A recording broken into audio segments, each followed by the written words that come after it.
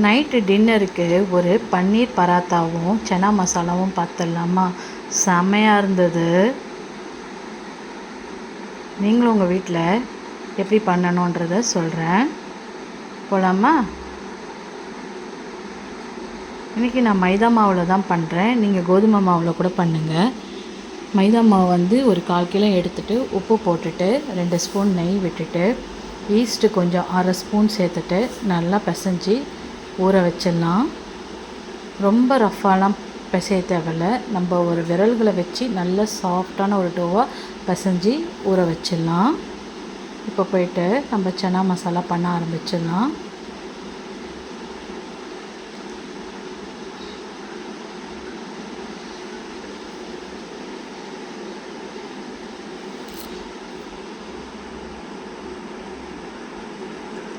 ஆறு மணி நேரம் ஊற வச்ச சன்னாவை எடுத்துகிட்டு குக்கரில் போட்டு ஒரு 5 விசில் எடுத்துகிட்டு வந்துடலாம். இதுக்கு ஒரு மசாலா ரெடி பண்ணிடலாம். இந்த மசாலா தக்காளி தேங்காய் தனியாக அரைச்சிக்கலாம். வெங்காயம் இஞ்சி பூண்டு தனியாக அரைச்சிக்கலாம். வெங்காயம் இஞ்சி பூண்டை மட்டும் எண்ணெயில் வதக்கி சேர்த்துக்கலாம். மற்ற இந்த தக்காளி தேங்காய் இந்த மசாலா ஐட்டம்லாம் அப்படியே சேர்த்துடலாம் சன்னா மசாலா கூட.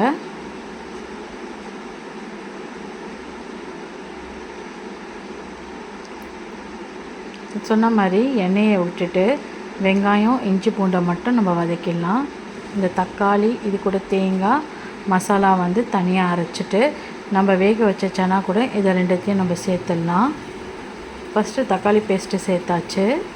அதுக்கப்புறம் வதக்கின வெங்காயத்தையும் சேர்த்துட்டு 1 ஸ்பூன் மிளகாத்தூள், ஒரு 1/2 ஸ்பூனுக்கு வந்து உப்பு போட்டுட்டு நல்லா கலக்கிடலாம்.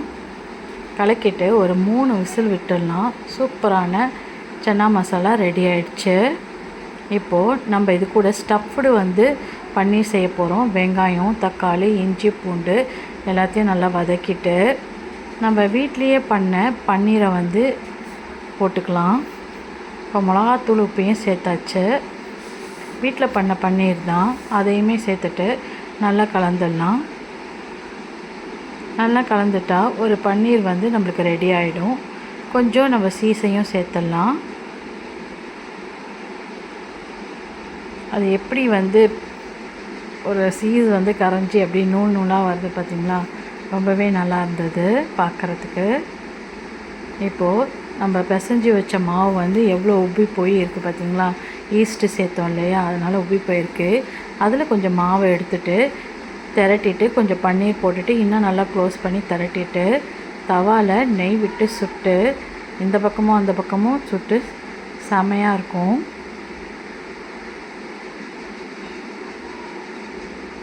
அப்படியே சன்னா மசாலா வச்சு இதை சாப்பிட்டு பாருங்களேன், வேறு லெவலில் இருந்தது. நீங்களும் உங்கள் வீட்டில் ட்ரை பண்ணிவிட்டு எப்படி வந்ததுன்னு கமெண்ட் செக்ஷனில் சொல்லுங்கள். ஹோட்டலுக்கே போக தேவையில்லைங்க, நம்மளே வீட்டில் கொஞ்சம் மெனக்கட்டு ட்ரை பண்ணலாம்.